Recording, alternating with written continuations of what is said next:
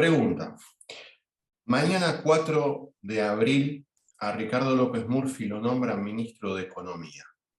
¿Qué tres medidas toma Ricardo para tratar de comenzar a frenar la inflación y la crisis económica de este momento?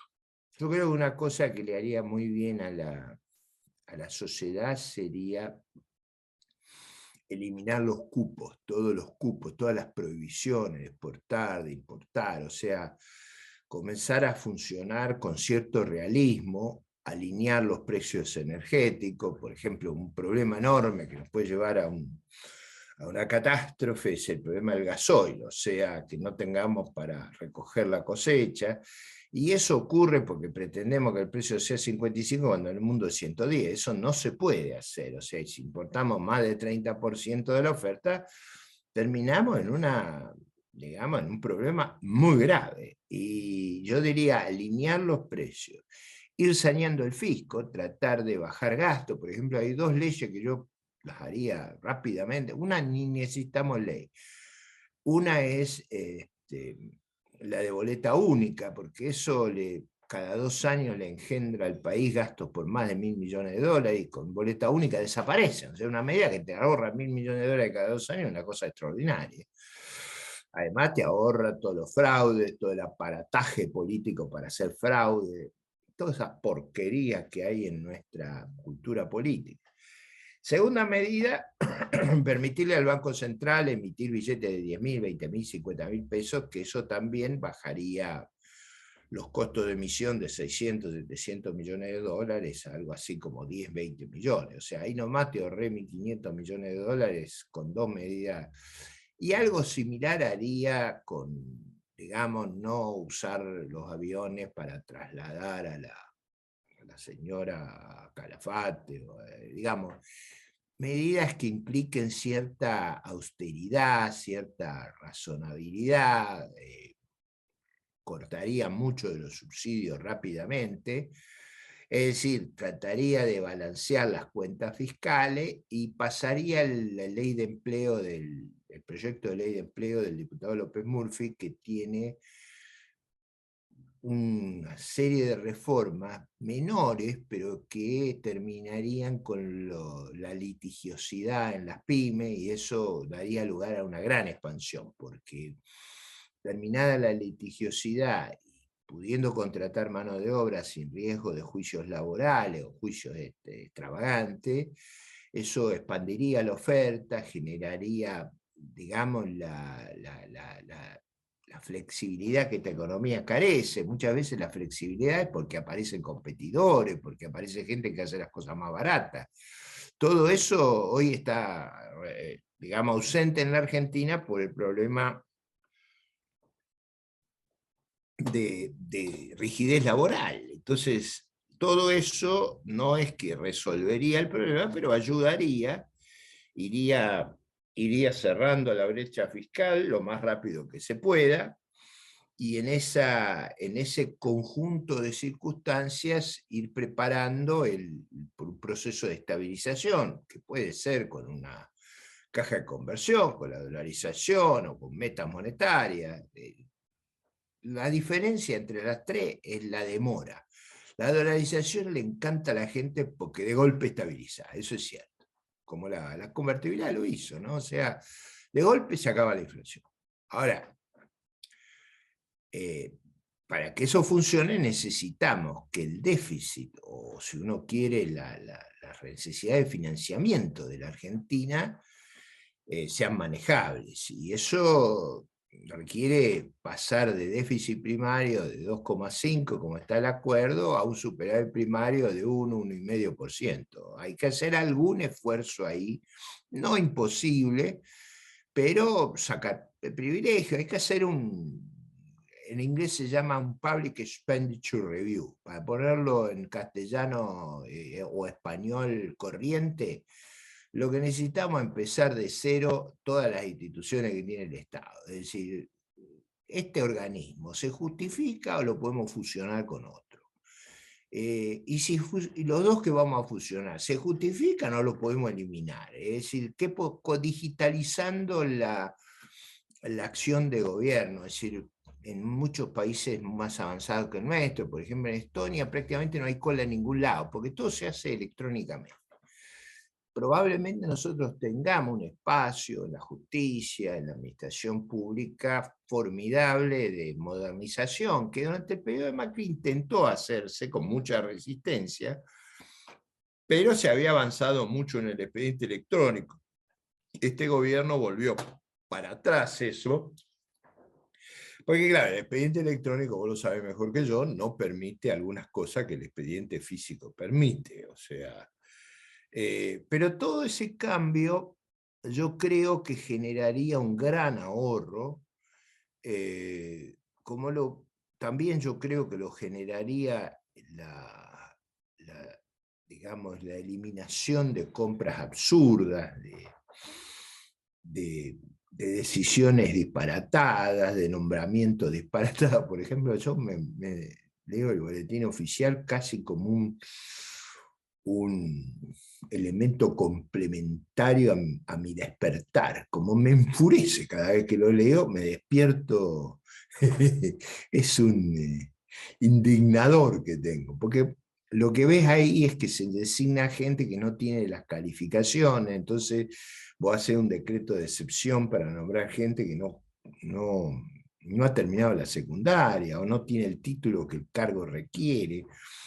Bueno, todas esas cosas terminarlas de una vez, porque todo eso es clientelismo, porquería, y bueno, hay una transformación enérgica también de los planes sociales. Oíste que el otro día, para preocupación de todos, la gente que hacía la campe creía que estaba trabajando, jorobando al resto. Es decir, todo eso es muy disfuncional, eso no puede permitirse. Si uno hace todas esas cosas, probablemente caigamos rápidamente en un superávit. O sea, si vos liberás, por ejemplo, muchas importaciones que pagan muchos impuestos, rápidamente volvés al equilibrio. Eh, por supuesto que no va a haber los precios extravagantes que hay ahora, como no hay oferta, se cobran a veces en Argentina, hay cosas que tienen precios extravagantes. Si vos liberalizaras, cobrarías mucho impuesto, impuestos que están vigentes, pero no se cobra porque vos tenés prohibida la importación, aunque no uses divisa, digamos, por ejemplo, liberar que se compren sin divisa, sin uso de divisa, que es una forma de abrir. Entonces, ha hecho todo eso, simplificado todo eso, racionalizada, por ejemplo, la inmensa publicidad oficial. Oíste que la publicidad oficial es estremecedora, con motivaciones que yo no comparto. Por supuesto es difícil decirlo en el periodismo, porque todos sabemos que viven de eso, de una publicidad, digo, no lo hago para agraviar, lo hago para ver dónde uno puede racionalizar. Yo veo, por ejemplo, propaganda de las municipalidades, de los gobiernos provinciales, en los programas de gente que son buena gente, pero todo eso en una sociedad más austera se acaba de golpe. Los periodistas van a ser más severos también, o sea, si no hay propaganda, los periodistas encuentran cosas que hoy no encuentran, digamos. Digo, no, porque, a ver, no es que estoy hablando mal, estoy diciendo, si no hubiera todo ese, digamos, aceitamiento, ese, ¿cómo lo llaman? Tiene un nombre hidratante, toda esa cosa para que sea como aceitosa los temas, nadie los toca. Se empezarían a tocar y entonces yo creo que en todos los gobiernos aparecerían novedades, o sea, donde la gente problemas, denuncias, escándalos, y bueno, eso uno va saneando con eso. Si saneamos a fondo, yo creo que hay que hacer la reforma administrativa, probablemente con 8 ministros se alcanzaría, y ahí se elimina un número grande de cosas, se concentra el poder en los ministros como era en la Constitución, digamos. Acá hay un número de ministerio extraordinario. Y bueno, con esos mecanismos estaríamos en condiciones de preparar cualquier programa de estabilización, cualquiera, incluida la dolarización. Muchísimas gracias, Ricardo. Vos me dijiste tres medidas, es que en realidad no son tres. Yo te anuncié algunas que son muy fáciles de tomar. Por ejemplo, Sí, suspender la publicidad de los gobiernos locales, provinciales y nacionales en todos los medios. ¿Qué tiene que estar haciendo ANSES de publicidad? Nada. O sea, lo único que tienen que hacer es publicidad informativa, no publicidad del organismo. Pero claro, eso bajaría los costos de una manera extraordinaria y crearía un periodismo muy agresivo. Las dos cosas muy necesarias.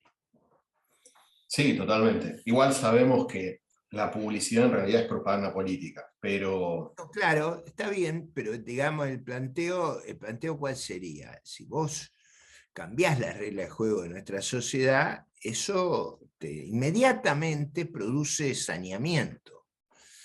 Me va a decir mucha gente, bueno, va a haber menos radios, es cierto, va a haber menos cosas, se van a hacer más interesantes los programas, porque para atraer audiencia vas a tener que hacer un lío grande, no, te va a preocupar mucho la audiencia, no la publicidad oficial. totalmente. Vas a tener que ganarte el rating, básicamente.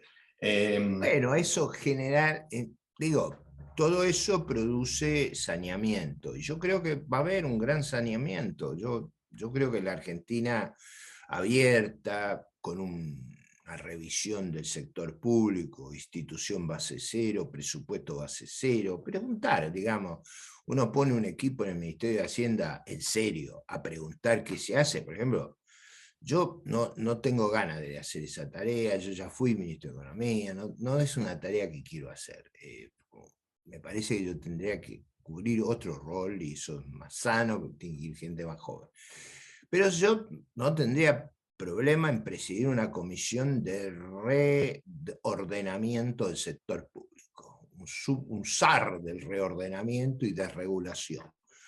Eso sí lo haría, otra cosa, una comisión. Ahora, creo que estremecería a todo el sector público, porque sería a lo mejor la última cosa que haría en mi vida, pero haría un saneamiento de esos inolvidables, con la desgracia para los demás que yo lo conozco bien el sector público. Entonces, habría muchas cosas que saldrían. Por ejemplo, una reforma que yo haría sería hacer un solo sistema de jubilaciones para los civiles y uno solo para los uniformados. El régimen de Fuerza Armada para los uniformados, el régimen de ANSES para los civiles, con el que me jubilé yo, el general, el que no paga 100 jubilaciones a la vicepresidenta. Digo, ese tipo de porquería que hay dando vuelta, cuando uno lo arregla, es cierto que eso va a dar resultado en 15, 20 años, pero en 15, 20 años yo te bajé el gasto a la mitad. Son cosas muy potentes. Y la moneda vale no solo por lo que hagas hoy, sino por lo que vas a hacer más adelante.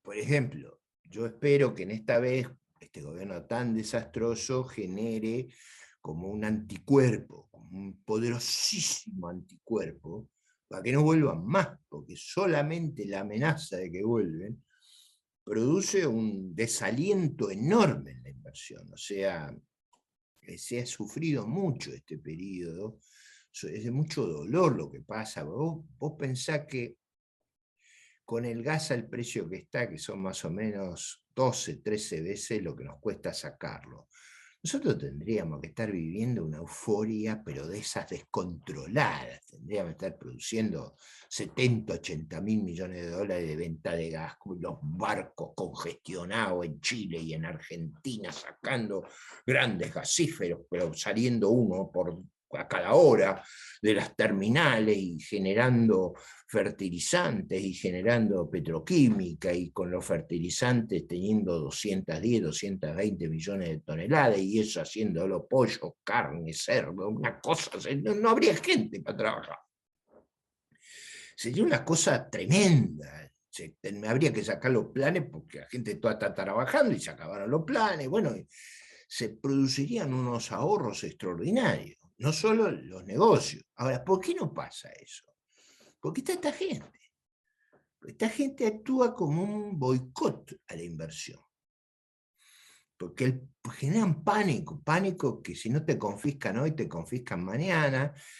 Vos Es como si vos jugaras con un tramposo, con alguien que te va a embromar, que no va a respetar las reglas de juego, que te las va a cambiar y que una vez que vos entraste, perdiste. Por eso ellos siempre están obsesionados con los que se van. Bueno, pero se van porque están ellos. Si ellos no tuvieran, volverían. Es todo al revés esto. Vos mencionaste algo sobre lo que me gustaría hacer hincapié, que es esto. Es decir, ¿cuál es? Porque esta gente gobierna, ¿no? Tenés quienes gobiernan, no, y quienes son del oficialismo. Que vos pensarías, cualquier persona pensaría y diría, ok, son argentinos, igual que todos nosotros. La idea, yo creo que es subyacente en todo esto, es decir, uno como argentino, la idea es que al país le vaya bien. Si al país le va bien, a todos nos va bien, se contagia. ¿Cuál es el Por objetivo supuesto. final en todo esto, realmente? Porque ese Por es el tema. supuesto, yo creo eso. Por ejemplo, estas dos cosas que yo digo de la boleta única y de los billetes del Banco Central. El Banco Central gasta como 700 millones imprimiendo billetes. Vos fijate, el billete vale casi lo que vale el billete. Es una cosa disparatada. O sea, el gasto en el papel pintado te da más gasto que lo que vale. En general, la emisión tendría que valer muy poco. O hicieron un billete de 50.000, otro de 20.000. Básicamente, las grandes no se harían las colas que son, no se romperían los cajeros automáticos. O sea, hay inmenso beneficio de hacer cosas que hacen los demás países del mundo. No estoy diciendo, no hay que inventar, Cristian, esto es vital. No inventar. Nosotros no estamos en condiciones de inventar. Nosotros somos rezagados, copiamos. ¿A quién copiamos? A los que le va bien, o sea, a los que hacen la cosa bien. Por ejemplo, yo copiaría los buenos cuadros de fútbol, si fuera director técnico, miraría. Por supuesto, después depende del material humano que tenés, pero vos aprendés de ver jugar bien. Y lo mismo aprendés en los negocios, y lo mismo aprendés en... Y todo, al te está tan rezagado, vos podés producir una modernización brutal. En Argentina conviven, por ejemplo, ganaderos que tienen una tasa de parición del 90% con otros que tienen una de 45%.